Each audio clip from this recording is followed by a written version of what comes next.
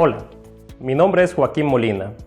Hoy les hablaré de una parte menos conocida de las estadísticas entre Honduras y el resto del mundo, pero no menos importante y que guarda gran relevancia analítica y de consistencia en las cuentas internacionales. Hablamos de la cuenta financiera de la balanza de pagos y su integración con la posición de inversión internacional. Recapitulemos un poco lo aprendido en la sesión de balanza de pagos y cuenta corriente. Recordemos que la balanza de pagos es un registro estadístico que compila las transacciones económicas entre residentes, en este caso Honduras, y no residentes, el resto del mundo, en un periodo determinado. A su vez, la balanza de pagos registra esas transacciones en tres cuentas principales. 1. La cuenta corriente, que es la más conocida, por incluir la cuenta de bienes y servicios, donde se registran las exportaciones e importaciones del país. La cuenta de ingreso primario o renta, que consta de remuneraciones y rentas de inversión por pagos y cobros de intereses, dividendos y reinversión de utilidades. Y la cuenta del ingreso secundario, también conocido como transferencias, donde registramos las transferencias corrientes, como ser las remesas que nos envían nuestros familiares. La segunda cuenta es la de capital, que puede incluir transacciones como la compra o venta de terrenos y edificios para instalaciones de embajadas y consulados, las donaciones de bienes de capital como maquinaria, puentes, carreteras, e inclusive la condonación de la deuda externa. Ahora, imaginemos un escenario hipotético donde un país exporta bienes y servicios valorados en 900, mientras que sus importaciones ascendieron a 1300, resultando en un déficit comercial de 400. A su vez, el país compilador pagó 100 en intereses y otras rentas al exterior y recibió 400 en remesas familiares, por lo que su cuenta corriente total es de un déficit de 100. Adicionalmente, hubo condonaciones de deuda externa y donaciones de activos de capital por 10. En este punto, la suma de los saldos de cuenta capital y corriente representan el saldo de endeudamiento neto de la economía frente al resto del mundo, que en este ejemplo resultó en 90. Es decir, eso indica que la economía fue una deudora neta, ya que las salidas de recursos para el pago de importaciones fueron superiores a las entradas, como ser el cobro de exportaciones, remesas, donaciones y otros. En el caso que ese resultado hubiera sido positivo, implicaría que la economía fue una prestamista neta o acreedora neta con el resto del mundo. Respecto a este último ejemplo, es importante preguntarse entonces, si la economía fue una deudora neta por el pago de importaciones y otros, y nuestros ingresos corrientes no fueron suficientes para pagarlas, entonces, ¿cómo pagamos por ese déficit? La búsqueda de esa respuesta nos lleva a la tercera cuenta de la balanza de pagos. Nuestro tema de hoy, la cuenta financiera, donde se registran las transacciones que involucran activos y pasivos financieros y que se realizan entre residentes y no residentes durante un periodo de tiempo. Esto es similar a nuestras finanzas personales, es decir, cuando los ingresos corrientes no son suficientes para cubrir nuestros pagos, pues la economía, al igual que nosotros, recurrimos al endeudamiento para financiar esos pagos. Pero, ¿qué entendemos por transacciones de activos y pasivos financieros?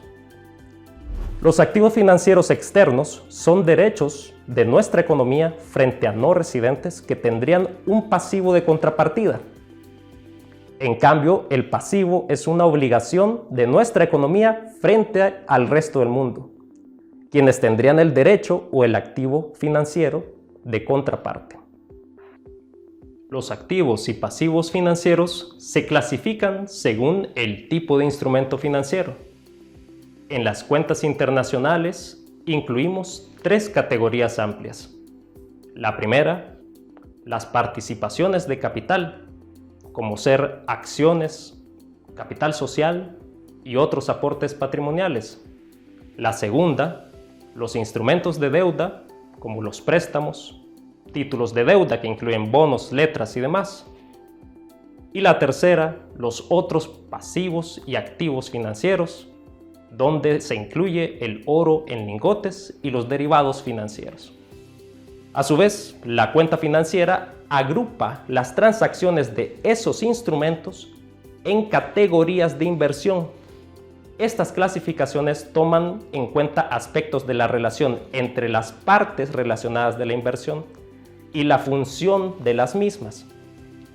Esas categorías funcionales que utilizamos son 1. La inversión extranjera directa, IED, que se da cuando un inversor residente en una economía realiza una inversión en participaciones de capital en una empresa residente en otra economía, adquiriendo un 10% o más del poder de voto. Posterior a esto, todas las transacciones de participaciones de capital e instrumentos de deuda entre esas partes relacionadas forman parte de la IED.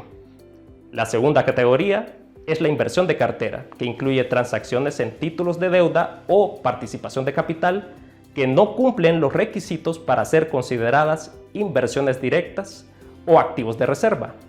En otras palabras, participaciones de capital inferiores al 10% y títulos valores que no llenan el criterio de un activo de reserva. La tercera categoría, la otra inversión, es una categoría residual que incluye las transacciones que no están ni en la inversión directa, ni de cartera, ni en los activos de reserva, e incluye instrumentos como préstamos, reservas técnicas, cuentas por cobrar y por pagar. Nuestra cuarta categoría son los activos de reserva, que son activos externos en moneda extranjera que están disponibles de inmediato y bajo el control de las autoridades monetarias, en nuestro caso el Banco Central, para satisfacer necesidades de financiamiento de la balanza de pagos. Como podemos ver, los distintos instrumentos financieros pueden ser clasificados en más de una categoría funcional. Sin embargo, aclaramos que una transacción solo puede ser clasificada en una categoría funcional a la vez. El oro en lingotes es el único instrumento que solo puede ser clasificado dentro de una de nuestras categorías funcionales, y esa es los activos de reserva. Las transacciones de los instrumentos financieros también pueden ser agrupadas y analizadas por los sectores institucionales residentes de nuestra economía que realizan esas transacciones, ya sea desde una perspectiva de deudores o acreedores de las mismas.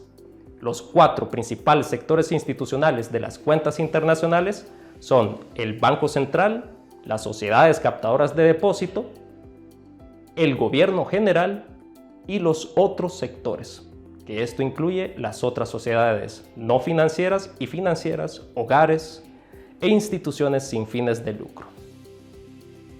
Es así que podemos ver que todos los sectores pueden tener transacciones de inversión directa, inversión de cartera y otra inversión, aunque el Banco Central, gobierno general, hogares e instituciones sin fines de lucro no pueden tener pasivos de IED.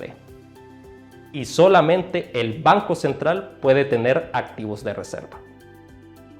Bueno, ahora que sabemos qué es la cuenta financiera y qué registra, volvamos a nuestro ejemplo de una economía compiladora de estadísticas de balanza de pagos. Imaginemos que ese país registra que sus residentes invirtieron 100 en empresas del exterior, por lo que registramos con un signo negativo para reflejar la salida de capitales. Y esa economía también tiene ingresos de inversión extranjera directa por 500. A su vez que los residentes invirtieron 100 en acciones y bonos de inversión de cartera y que obtuvimos 300 netos de endeudamiento de préstamos procedentes del exterior. Por último, el Banco Central acumuló activos de reserva en el exterior por 500. En ese periodo se vería entonces un endeudamiento neto de la economía por 100. Cuando comparamos las dos caras de la moneda, en una el endeudamiento neto de la cuenta corriente y capital y en la otra el endeudamiento neto que calculamos por medio de la cuenta financiera, en teoría deberían de ser equivalentes.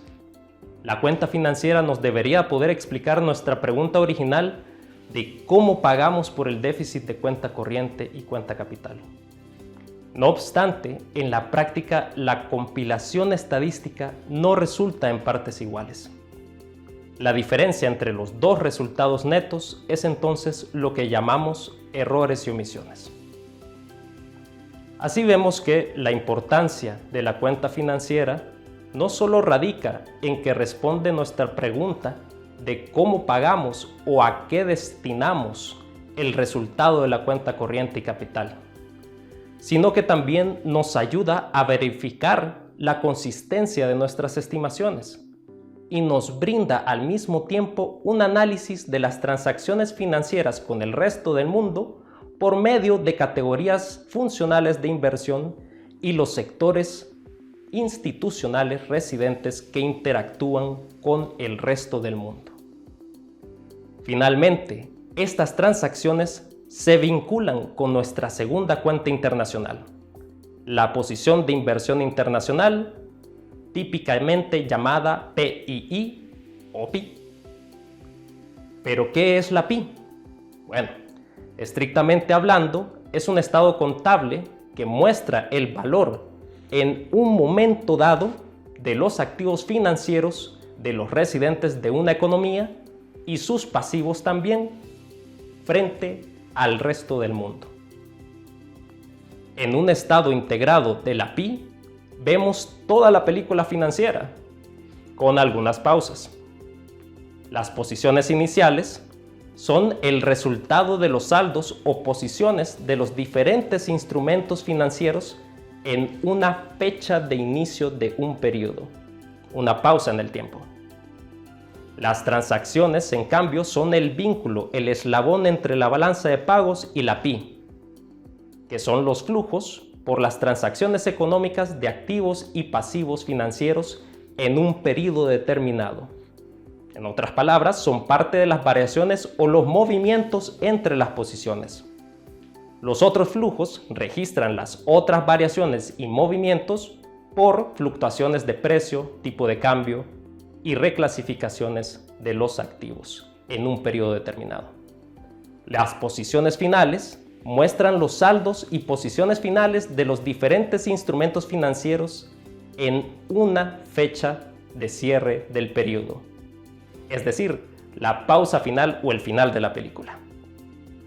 Volviendo a nuestra economía compiladora, vemos que sus registros desde cuenta corriente hasta cuenta financiera forman parte de una estructura estadística equilibrada y coherente, y en paralelo brinda el eslabón faltante entre las posiciones iniciales, los otros flujos y las posiciones finales de activos y pasivos financieros externos de una economía.